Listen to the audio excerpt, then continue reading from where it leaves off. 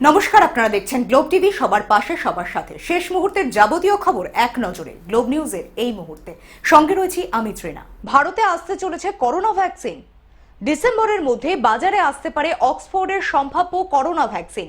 দাম আনুমানিক 1000 টাকা হলেও মানুষকে তা বিনামূল্যে টিকাকরণের মাধ্যমে দেওয়া হবে, এমনটাই জানালেন বিশ্বের অন্যতম বৃহত্তম ভ্যাকসিন প্রস্তুতকারী সংস্থা পুনের সিরাম ইনস্টিটিউট অফ ইন্ডিয়ার শীর্ষকর্তা। সোমবারে বিশ্বখ্যাত চিকিৎসা সংক্রান্ত ম্যাগাজিনে প্রকাশিত হয়েছে যে কোভিড-19 ভ্যাকসিনের প্রথম মানব ট্রায়ালের তথ্য সংকলনের কাজ করছে অক্সফোর্ড বিশ্ববিদ্যালয়। পরের দিন অর্থাৎ মঙ্গলবার সিরাম ইনস্টিটিউটের তরফে জানিয়ে দেওয়া হলো, তারা যত সংখ্যক ভ্যাকসিন তৈরি করবে তার 50% বরাদ্দ থাকবে ভারতের জন্য। মানুষকে বিনামূল্যে টিকাকরণ দেওয়া হবে। যোগীরাজ্যের সাংবাদিকের মৃত্যু। দেশে ভয়ের পরিবেশ তৈরি করা হয়েছে। কণ্ঠরোধের চেষ্টা হচ্ছে যোগীরাজ্যের সাংবাদিককে গুলি করে খুনের ঘটনায় প্রতিক্রিয়া মমতা বন্দ্যোপাধ্যায়। মুখ্যমন্ত্রীর টুইট, সাহসী সাংবাদিক বিক্রম যোশীর মৃত্যুর ঘটনায় তার পরিবারকে আন্তরিক সমবেদনা জানাচ্ছেন। ভাইজিকে উত্ত্যক্ত করার প্রতিবাদ জানিয়ে এফআইআর করেছিলেন ওই সাংবাদিক, সেই কারণেই তাকে গুলি করে হত্যা করা হয়। দেশে ভয়ের পরিবেশ তৈরি করা হয়েছে, কণ্ঠরোধের চেষ্টা চলছে, টুইট করে ক্ষোভ উগরে দিলেন মুখ্যমন্ত্রী মমতা বন্দ্যোপাধ্যায়। বলিউড ছাড়ছেন পরিচালক অনুভব সিনহা। বলিউড ছাড়ছেন পরিচালক অনুভব সিনহা। টুইট করে সকলকে চমকে দিলেন জনপ্রিয় পরিচালক। অনুভব সিনহার পরিচালনায় একের পর এক ভিন্ন স্বাদের ছবি দেখেছে দর্শক। প্রতিটি ছবি প্রায় ক্রিটিক্যাল অ্যানক্লেইমড। মুল্ক, থপ্পড়, আর্টিকেল 15 এর মতো ছবির পরিচালক কিনা বলিউড ছাড়বেন? ঘোষণায় স্তম্ভিত বলিউড ও চলচ্চিত্র প্রেমীরা। কেন ছাড়বেন বলিউড? না, বিস্তারিত কিছুই লেখেননি তিনি, তবে তিনি যে বিরক্ত তা স্পষ্ট। লিখেছেন, যথেষ্ট হয়েছে, বলিউড ছাড়ছি। নিরাপদ নয় N95 মাস্ক। ভাল্বযুক্ত N95 মাস্ক নিরাপদ নয়, এটা করোনা সংক্রমণকে রুখতে পারে না, বললেন স্বাস্থ্য মন্ত্রকের ডিজি।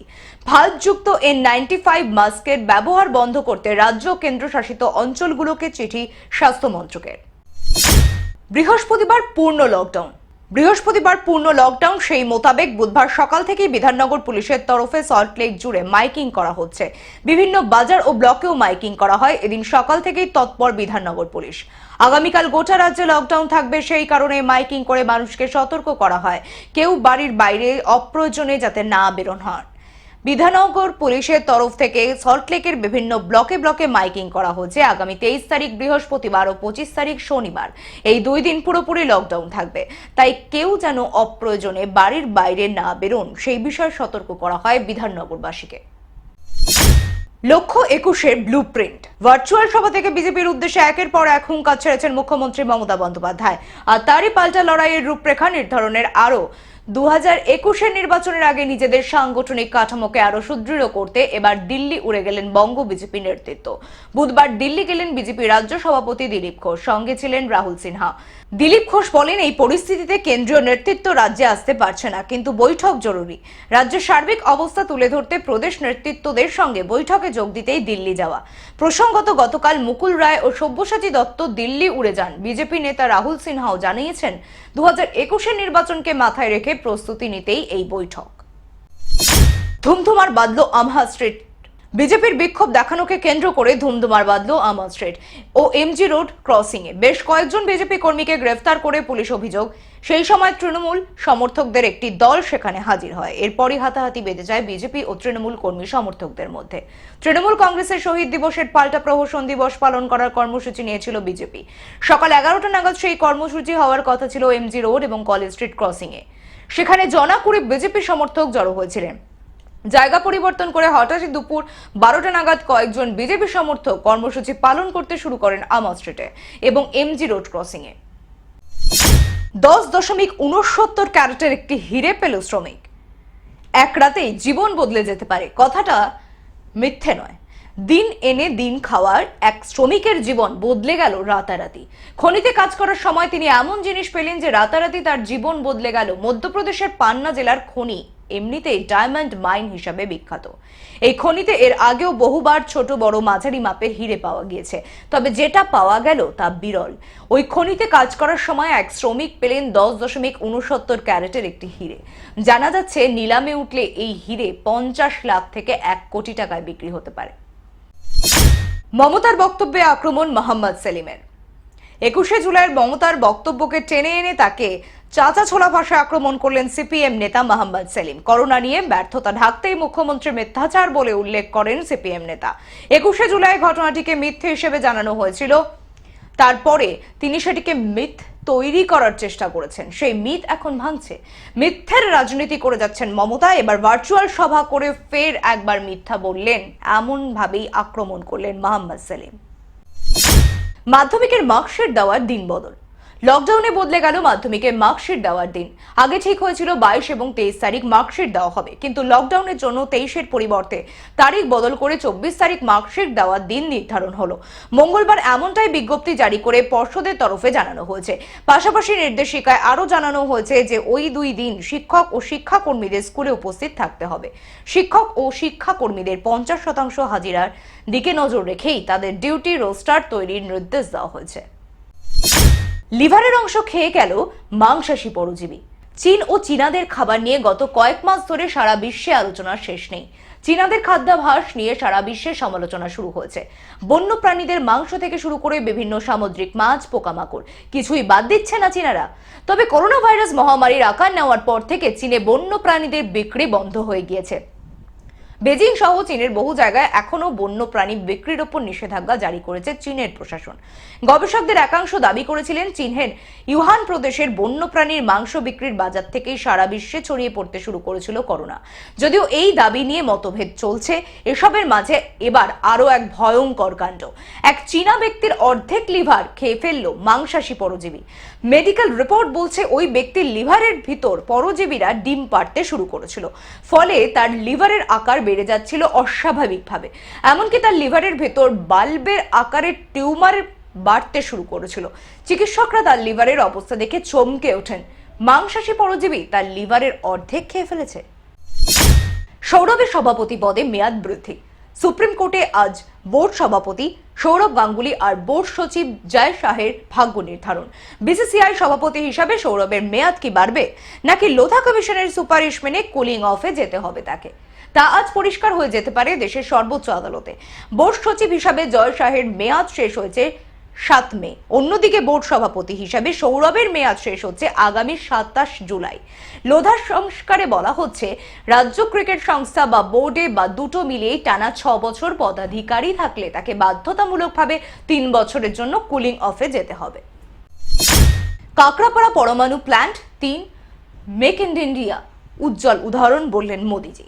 কাকড়াপাড়া পরমাণু কেন্দ্রের প্ল্যান্ট 3-এর ক্রিটিক্যালিটি অর্জনের জন্য দেশের পরমাণু গবেষকদের ধন্যবাদ ও অভিনন্দন জানালেন প্রধানমন্ত্রী Narendra Modi. Make in India এটি উৎকৃষ্ট ও অন্যতম উদাহরণ হিসাবে আখ্যা দিলেন প্রধানমন্ত্রী। ক্রিটিক্যালিটি অর্জন করার অর্থ এই পরমাণু শক্তি কেন্দ্রের প্ল্যান্ট 3 চালু হলো। বুধবার টুইটারে মোদী লিখলেন, কাকড়াপাড়া পরমাণু শক্তি কেন্দ্রের প্ল্যান্ট 3-এর ক্রিটিক্যালিটি অর্জনের জন্য পরমাণু বিজ্ঞানীদের অভিনন্দন। একেবারে ভারতীয় প্রযুক্তিতে তৈরি KAPP3 রিঅ্যাক্টর মেক ইন ইন্ডিয়ার উজ্জ্বল উদাহরণ। একই সঙ্গে ভবিষ্যতে এই ধরনের আরো কৃতিত্বের প্রবর্তক।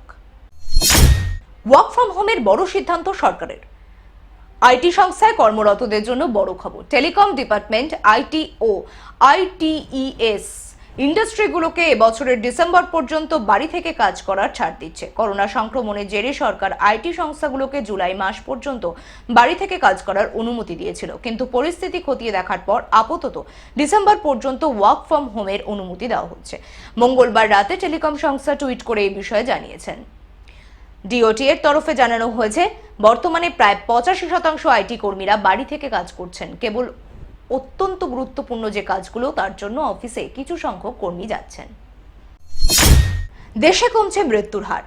দেশে করোনায় মৃত বেড়ে 28,732। একদিনে মৃত 648। গত 24 ঘন্টায় আক্রান্ত শেষ পাওয়া তথ্য অনুযায়ী 37,724। মোট আক্রান্ত 11,92,915। আসার কথা, দেশে মৃত্যুর হার কমে দাঁড়িয়েছে 2.40%। সুস্থতার হার বেড়ে দাঁড়িয়েছে 63.13%। বর্তমানে দেশে চিকিৎসাধীন কোভিড রোগীর সংখ্যা 4,11,133। ইতিমধ্যেই এই লড়াইয়ে জিতে সুস্থ হয়েছেন 7,53,049 জন। গত 24 ঘন্টায় রেকর্ড সংখ্যক 28,472 রোগী সুস্থ হয়েছেন। সংক্রমণই তৈরি করবে হার্ড ইমিউনিটি। একেবারে শুরুর দিকের কথা, তখন করোনা আতঙ্ক সবেমাত্র চীনের ইউহান থেকে ইউরোপের দিকে মুখ ঘুরিয়েছে। ফ্রান্স, স্পেন সহ আক্রান্ত ইংল্যান্ডও। গবেষক চিকিৎসকরা অতিমারি ঠেকাতে তখন নিজেদের গৃহবন্দী করে রাখার পরামর্শ দিচ্ছেন। সেই সময় একেবারে উল্টো পথে হেঁটে করোনার মুখোমুখি হওয়ার কথা বলেছিলেন ব্রিটিশ প্রধানমন্ত্রী বরিস জনসন। তার হার্ড ইমিউনিটি তথ্য গোটা বিশ্বেই সমালোচিত হয়েছিল। বরিস নিজেও করোনায় আক্রান্ত হন। এবার বরিসের সেই তথ্যে ভরসা দেখালো All India Institute of Medical Science. এইমসের 4 অধ্যাপকের গবেষণায় উঠে এসেছে হাড়হিম করা তথ্য। অধ্যাপক চন্দ্রকান্ত এস পাণ্ডব, অধ্যাপক সদীপ শ্রীবাস্তব, অধ্যাপক সঞ্জয় কে রায় এবং অধ্যাপক অমিতাভ বন্দ্যোপাধ্যায়ের মতে কোভিড-19 ভাইরাসের সম্মুখে একেবারে উন্মুক্ত হলে পরেই তৈরি হবে হার্ড ইমিউনিটি। ঔরঙ্গাবাদের থেকে পশ্চিমবঙ্গের এসটিএফ এর হাতে গ্রেফতার এক ব্যক্তি। মাওবাদীদের অস্ত্রোপচারের অভিযোগে বিহারের ঔরঙ্গাবাদ থেকে পশ্চিমবঙ্গের এসটিএফ এর হাতে গ্রেফতার অস্ত্র সরবরাহকারী। উদ্ধার লালগড় থেকে চুরি যাওয়া অস্ত্র। দিন কয়েক আগে পুরুলিয়ার একটি মামলায় ঝাড়খণ্ডের হাজারিবাগ থেকে চিরঞ্জীবী ওঝা নামে এক ব্যক্তিকে গ্রেফতার করে পশ্চিমবঙ্গ এসটিএফ। ধৃতের কাছ থেকে পাওয়া সূত্রের ভিত্তিতেই পুলিশ জানতে পারে বিভিন্ন রাজ্যে মাওবাদীদের অস্ত্র সরবরাহ করা হয়েছে। সেই তথ্যের ভিত্তিতেই বিহারের ঔরঙ্গাবাদ থেকে গ্রেফতার করা এক অস্ত্র সরবরাহকারীকে। তাকে জেরা করে লালগড় থেকে খোয়া যাওয়া অস্ত্রের হদিশ মেলে বলেই পুলিশ সূত্রে খবর। আপনিও গ্লোব নিউজের একজন রিপোর্টার হতে পারেন। আপনার আশেপাশের ঘটনাসমূহ আমাদের হোয়াটসঅ্যাপে পাঠান, আমরা নিউজ আকারে প্রকাশ করব।